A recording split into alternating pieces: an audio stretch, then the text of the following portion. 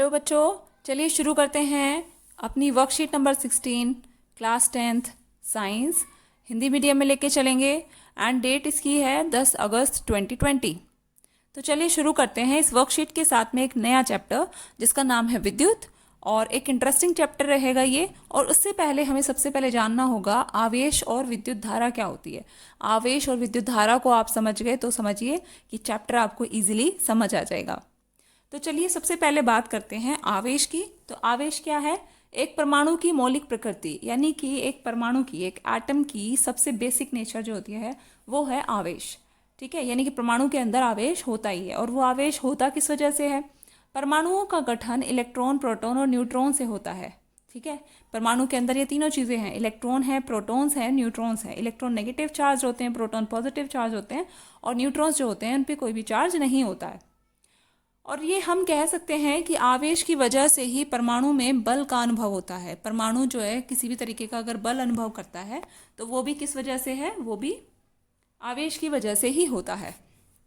अब जानते हैं कि आवेश जो है ना, वो आपने पहले भी पिछली क्लास में अपनी पढ़ा होगा कि आवेश दो प्रकार के होते हैं, सकारात्मक या नकारात्मक। तो सकारात्मक आवेश यानी कि पॉजिटिव चार्ज, और नकारात्मक यानी कि नेगेटिव चार्ज। ठीक है, समान आवेश यानी कि एक जैसे आवेश जो होंगे वो हमेशा एक दूसरे को प्रतिकर्षित करते हैं। प्रतिकर्षित का मतलब एक दूसरे को दूर फेंकते हैं। ठीक है, विपरीत आवेश अगर कभी भी होंगे, कभी भी अपोजिट चार्जेस अगर होंगे तो वो एक दूसरे को आकर्षित करेंगे। जैसा कि इस डायग्राम में भी आपको समझाया गया है कि अगर पॉजिटिव पॉजिटिव चार्ज हैं तो वो दोनों एक दूसरे को रिपेल कर रहे हैं, एक दूसरे को दूर फेंक रहे हैं। नेगेटिव नेगेटिव यानी कि ये दोनों भी सेम हो गए तो ये भी रिपेल कर रहे हैं, एक दूसरे को प्रतिकर्षित कर रहे हैं। लेकिन अगर हमने एक पॉजिटिव या एक नेगेटिव ले लिया तो वो दोनों चार्जेस एक दूसरे को आकर्षित करते हैं। ठीक है, अब बात करते हैं कि जो चार्ज है यानी कि आवेश जो है वो किस मेजरमेंट में उसको लिया जाता है, यानी कि जो चार्ज है उसको कैसे मापा जाता है। जैसे हम वजन मापते हैं तो इसी तरीके से चार्ज के लिए यूनिट होती है कूलम। ठीक है, अब कूलम जो है उसको, इसका सिंबल जो है वो सी रखा गया है, कैपिटल सी, और आवेश का ये एसआई मात्रक होता है। ठीक है बच्चों, अब बात करते हैं कि एक इलेक्ट्रॉन पर कितना आवेश होता है, कितना चार्ज होता है।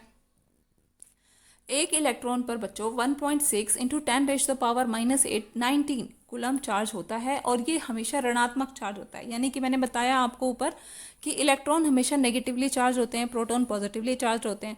ठीक है, और तो इलेक्ट्रॉन पर कैसा चार्ज होता है? नेगेटिव चार्ज, यानी कि ऋणात्मक आवेश होता है। ठीक है, अब हमें अगर इलेक्ट्रॉन पर चार्ज फाइंड आउट करना हो तो इसके लिए एक फॉर्मूला दिया हुआ है जिसे आप लर्न कर लीजिए, that is Q is equals to NE। ठीक है, Q किसको शो कर रहा है? Q आवेश को शो कर रहा है। N नंबर ऑफ इलेक्ट्रॉन यानी कि कितने इलेक्ट्रॉन है, इलेक्ट्रॉनों की संख्या को दर्शाता है। और जो E है यहाँ पर वो है एक इलेक्ट्रॉन पर आवेश। एक इलेक्ट्रॉन पर कितना आवेश होता है वो अभी हमने पढ़ा, इसको आप याद कर लो तो ज़्यादा बेटर है। 1.6 इंटू 10⁻⁻⁹ ये होता है एक इलेक्ट्रॉन का चार्ज। ठीक है, अब हमें निकालना है कुल इलेक्ट्रॉनों की संख्या। अगर हमें निकालनी हो तो भी हम इसी फॉर्मूले से निकाल सकते हैं। अब हम जो n यूज़ कर रहे हैं वो क्या है? इलेक्ट्रॉनों की संख्या। इसी फॉर्मूले से हमने फाइंड आउट कर लिया, n is equals to Q upon E। ठीक है, ये फॉर्मूला हो जाएगा हमारा। और यहाँ पर Q कितना है? एक कूलम चार्ज हमने लिया है, और एक इलेक्ट्रॉन पर, यानी कि ये जो स्मॉल e है ये क्या है? एक इलेक्ट्रॉन पर चार्ज कितना है? तो एक इलेक्ट्रॉन पर चार्ज कितना होता है? 1.6 इंटू 10⁻⁻⁹। ठीक है, तो यहाँ पे n निकल आया हमारा, n की वैल्यू सॉल्व हो गई। n कितना आया? n is equals to Q by E। ये फॉर्मूला यूज़ किया और वैल्यू आ गई 6.25 इंटू 10⁻18। ठीक है, तो इसका मतलब क्या होता है कि एक कूलम में कितने इलेक्ट्रॉन का आवेश होता है? एक कूलम के अंदर इतने इलेक्ट्रॉन्स का चार्ज होता है। ठीक है, 6.25 इंटू 10⁻18 इलेक्ट्रॉन पर जितना आवेश होगा वो एक कूलम के बराबर होता है। तो ये डेफिनेशन भी अगर पूछी जाती है आपसे 1 कूलम की तो आप यहाँ पर बता सकते हो। ठीक है, चलिए सेकंड पॉइंट लेते हैं, विद्युत धारा। तो विद्युत धारा क्या होती है? विद्युत आवेश के प्रवाह की दर, यानी कि आवेश जो है वो किस दर से प्रवाहित हो रहा है वही विद्युत धारा होती है।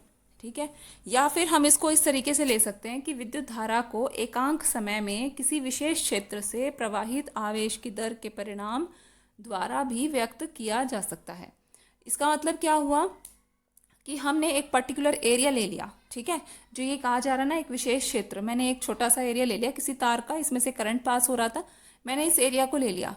अब यहाँ पर एकांक समय में, एकांक समय यानी कि यूनिट टाइम, हम या तो 1 मिनट ले लें, 1 सेकेंड ले लें, ताकि हमारी जो एक मेजरमेंट है वो स्टैंडर्ड आ जाए। तो एकांक समय में किसी विशेष क्षेत्र में प्रवाहित, एक एकांक समय में मैंने सोचा 1 सेकेंड ले लिया, और 1 सेकेंड में उस पर्टिकुलर एरिया से, इस तार के इस छोटे से हिस्से में से 1 सेकेंड में कितना चार्ज पास करेगा वो विद्युत धारा होगी, ठीक है। यदि किसी चालक की किसी भी अनुप्रस्थ काट, अनुप्रस्थ काट का मतलब क्या है, वही है, मैंने एक पूरे तार में से उस पूरे तार की लेंथ को नहीं लिया, बल्कि उस तार का एक छोटा सा एरिया ले लिया, वो उसका क्रॉस सेक्शनल एरिया हो गया, यानी कि अनुप्रस्थ काट। इसमें समय t में नेट आवेश प्रवाहित होता है, ठीक है, तब उस अनुप्रस्थ काट से प्रवाहित विद्युत धारा को इस प्रकार हम व्यक्त कर सकते हैं। तो इसके लिए जो फॉर्मूला क्या है वो है I = Q/T। अभी हमने Q निकालना सीखा था, ठीक है, Q सॉल्व कर सकते हैं, इसी तरीके से हम I सॉल्व कर सकते हैं। Q होता है आवेश, ठीक है, और I क्या होता है, I जो हमने यहाँ पे यूज़ किया हुआ है, I होता है विद्युत धारा, ओके। तो यहाँ से हमें करंट मिल जाएगा, ठीक है बच्चों। तो I = Q/T, इसको याद कर लीजिए, यहाँ से हम करंट सॉल्व कर सकते हैं। जैसे हमने चार्ज का SI यूनिट पढ़ा कि कुलम होता है, इसी तरीके से विद्युत धारा का जो SI मात्रक है वो एम्पियर होता है, ठीक है, इसको हम क्या बोलते हैं, एम्पियर। और ये कैसे पढ़ा, इसका नाम, एक साइंटिस्ट हुआ करते थे आंद्रे मैरी एम्पियर, उनका नाम एम्पियर था उनके सरनेम में, तो उस तरीके से इसका नाम लिया गया उन्हीं के नाम से, क्योंकि उन्होंने ही इसको डिस्कवर किया था, डिस्कवर किया और उन्होंने बताया, ठीक है। तो इस मात्रक का नाम आंद्रे मैरी एम्पियर नाम के फ्रांसीसी वैज्ञानिक के नाम पर रखा गया है। और 1 एम्पियर विद्युत धारा की रचना प्रति सेकंड 1 कूलम आवेश के प्रवाह से होती है, यानी कि प्रति सेकंड में 1 कूलम आवेश प्रवाह हो रहा है, वही क्या होगा, 1 एम्पियर होगा, यानी कि 1 एम्पियर किसके बराबर होता है, 1 कूलम चार्ज प्रति सेकंड, ठीक है। तो ये हो गया, एम्पियर की अगर डेफिनेशन आती है तो आप यहाँ लिख सकते हो। अब बात करते हैं छोटी यूनिट्स की, ठीक है, करंट के लिए, यानी कि विद्युत धारा के लिए अगर हमें कोई छोटी यूनिट यूज़ करनी हो, कम करंट है, जैसे हम यूज़ करते हैं किलोमीटर, अगर ज़्यादा है हो गया तो हम मीटर यूज़ कर लेते हैं, और अगर मीटर में भी नहीं नापा जा सकता तो हम सेंटीमीटर यूज़ कर लेते हैं, और सेंटीमीटर में भी नहीं होता तो मिलीमीटर यूज़ करते हैं, mm यूज़ करते हैं। इसी तरीके से एम्पियर यानी कि करंट अगर कम है तो हम उसको कैसे मेज़र कर सकते हैं, उसको हम मेज़र कर सकते हैं 1 मिली एम्पियर। तो 1 मिली एम्पियर को कैसे सिंबलाइज करते हैं, 1 स्मॉल m लेते हैं यहाँ पर, तो ये 1 ma हो गया, और ये किसके बराबर होता है, 10⁻³ एम्पियर के बराबर होता है। आप इसको समझते हैं कि 10⁻³ का मतलब है 1/1000, ठीक है।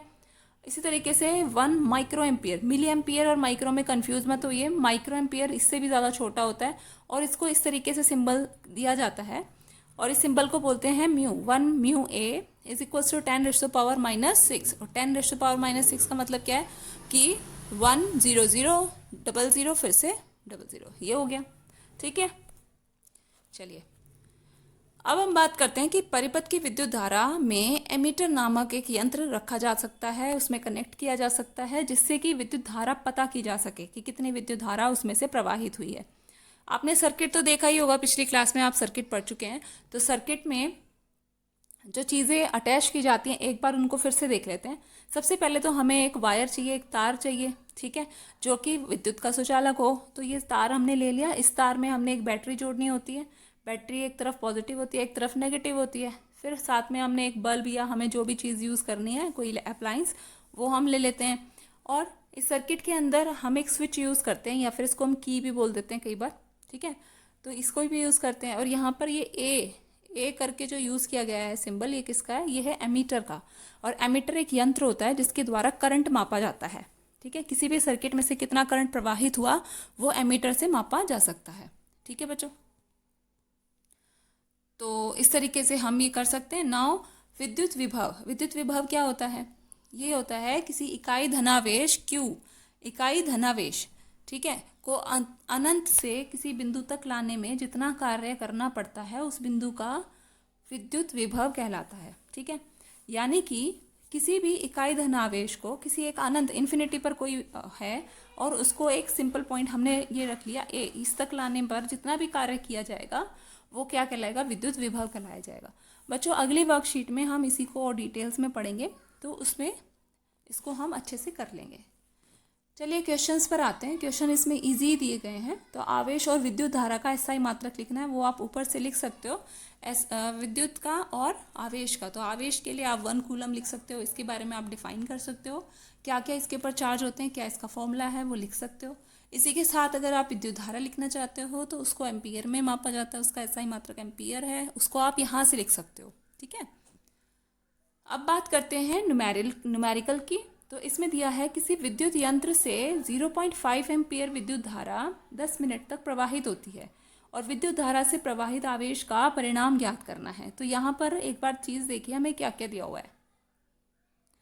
वैसे तो ये आपकी बुक में एक एग्जाम्पल दिया हुआ है, वहीं से इसको लिया गया है, लेकिन फिर भी मैं आपको इसे समझा देती हूँ। तो आई हो गया इसका करंट जो कि दिया हुआ है 0.5 ए।